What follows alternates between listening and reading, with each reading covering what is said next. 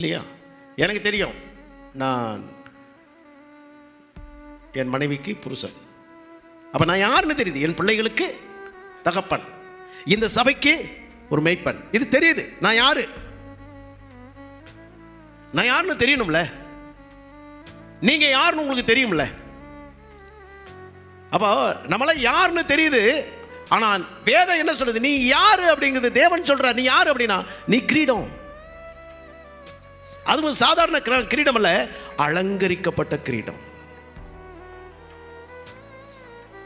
எந்த இடத்துல அந்த கிரீடத்தை அப்படி தூக்கிட்டு யாராவது இப்படி கொண்டு போறாங்கன்னு வைங்களேன், அப்படி கையில் வச்சு இப்படி கொண்டு போறாங்கன்னா, பார்க்குறவங்க யாரை பார்ப்பாங்க? தூக்கிட்டு போறவங்களை பார்ப்பாங்களா, கையில் இருக்கிறத பார்ப்பாங்களா? ஸ்தோத்திரம். அவர் கையில் நீ கிரீடமாக இருக்கிறீங்கன்னா கொஞ்சம் யோசிச்சு பாருங்களேன். அதை அப்படி தூக்கிட்டு இப்படி போகும்பொழுது அவரோட ஒன்றத்தை அதிகமாக பார்ப்பாருங்க.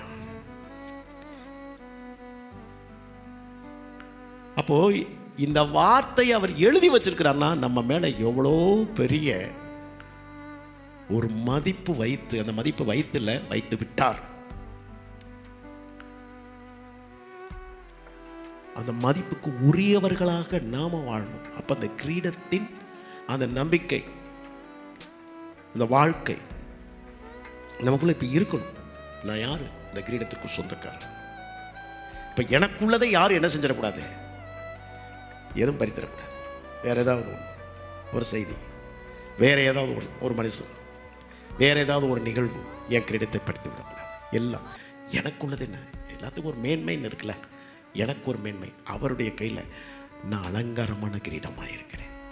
நான் ராஜ முடியாக இருக்கிறேன். என்னன்னு சொல்லுங்களேன். நான் அவன் ராஜாவுடைய கையில் நான் அலங்காரமான கிரீடமும் ராஜ முடியுமா இருக்கிறேன்.